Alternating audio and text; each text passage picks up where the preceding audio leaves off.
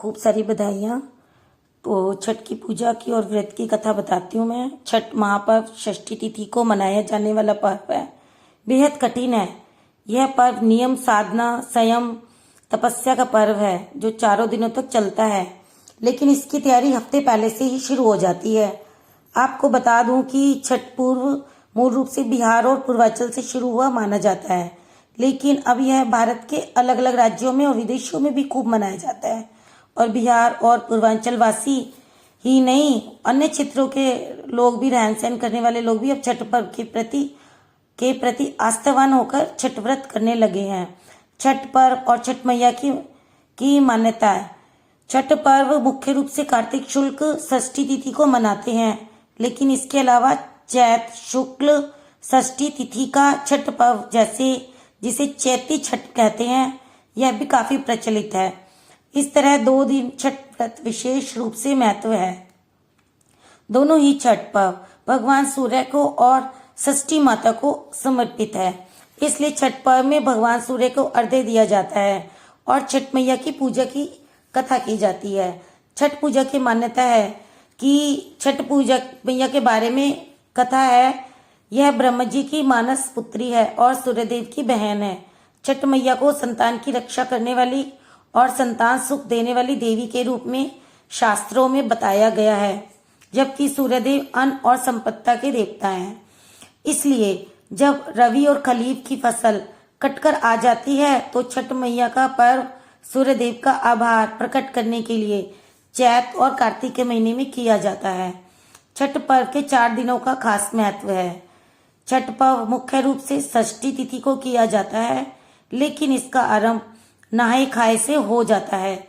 यानी छठ पर्व शुरुआत में पहले दिन व्रती नदियों में स्नान करके भात, कद्दू की सब्जी और सरसों का साग एक समय खाते हैं।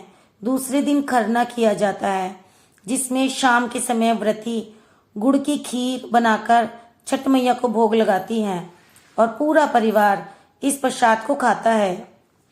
तीसरे दिन छठ का पर्व मनाया जाता है, जिसमें अस्त होते सूर्य को अर्घ्य दिया जाता है और चौथे दिन सप्तमी तिथि को उगते हुए सूर्य को अर्घ्य देकर छठ पर्व को समापन किया जाता है। छठ पूजा की तिथियां नहाए खाए 5 नवंबर को है। पूजा के पहले दिन श्रद्धालु नदी या तालाब में स्नान करते हैं और केवल शुद्ध और सात्विक भोजन ग्रहण करते हैं। खरना 6 नवंबर को। दूसरे दिन व्रती दिन भर निर्जला उपवास रखते हैं। शाम को पूजा के बाद प्रसाद के रूप में खीर, रोटी और फल खाते हैं।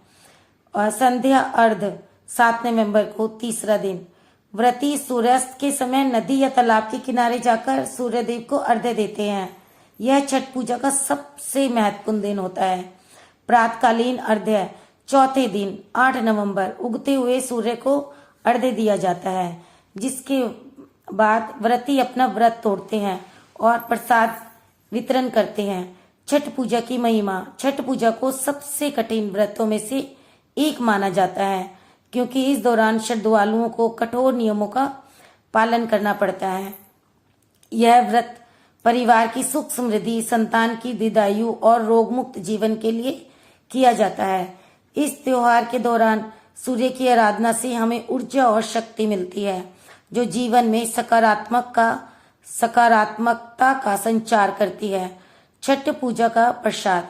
छठ पूजा के दौरान प्रसाद के रूप में ठेकुआ, मालपुआ, चावल के लड्डू, फलों और नारियल का प्रयोग किया जाता है।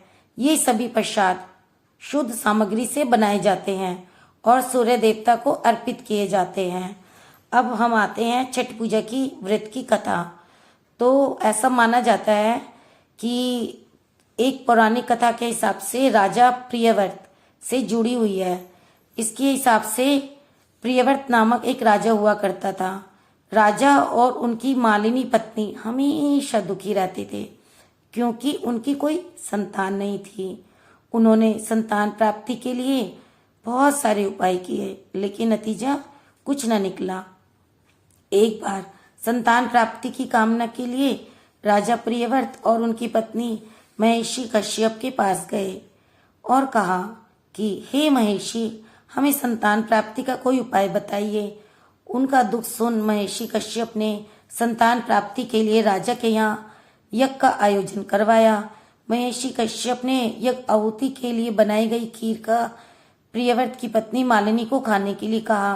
राजा ने अपनी पत्नी को वो खीर खिला दी और खीर के प्रभाव से राजा की पत्नी गर्भवती हो गई। फिर 9 महीने बाद रानी को पुत्र की प्राप्ति हुई, लेकिन वह मृत पैदा हुआ। यह देख राजा और उसकी पत्नी बहुत दुखी हो गए। इसके बाद राजा प्रियव्रत अपने मृत पुत्र को लेकर शमशान गए और पुत्र वियोग में प्राण त्यागने का प्रयास करने लगे। इसके बाद उसी समय शमशान में देवी प्रकट हुई। देवी ने राजा प्रियव्रत से कहा, मैं ब्रह्मा की पुत्री देवसेना हूँ। सृष्टि की मूल प्रवृत्ति के छठे अंश से उत्पन्न होने के कारण मैं षष्ठी कहलाती हूँ। तुम किस लिए परेशान हो, मुझे बताओ। राजा ने सारी कहानी बताई। इसके बाद षष्ठी देवी ने राजा प्रियव्रत से कहा कि अगर तुम मेरी विधि पूर्वक पूजा करोगे और दूसरों को भी मेरी पूजा करने के लिए प्रेरित करोगे तो तुम्हें अवश्य पुत्र रत्न की प्राप्ति होगी।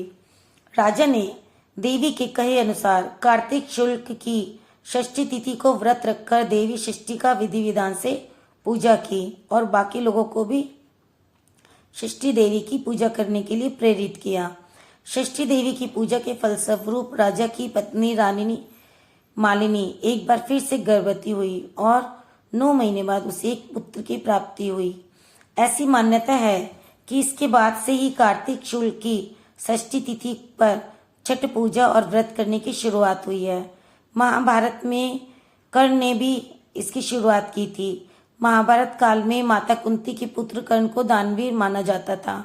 कर्ण को माता कुंती के साथ ही सूर्यदेव का पुत्र भी माना जाता था। कर्ण को सूर्यदेव की विशेष कृपा प्राप्त थी।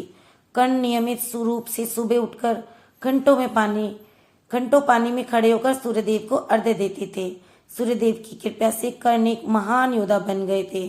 छठ पूजा से जुड़ी एक और कथा पुराणों में मिलती है।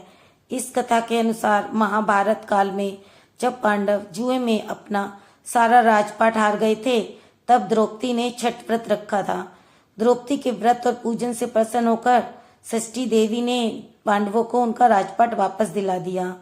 छठ पूजा का गीत है, पार करो हे मैया, पार करो हे गंगा मैया, पार करो हे गंगा मैया, हमके पार करो उगेला सूरज देव, हे माई हमको तार दियो।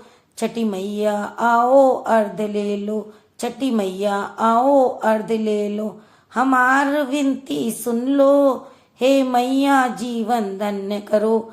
सूरज देव जी है आशीष दीजिए, सूर्य देव जी है आशीष दीजिए, भक्तजनों का जीवन सुखमय कर दीजिए। धन्यवाद दोस्तों।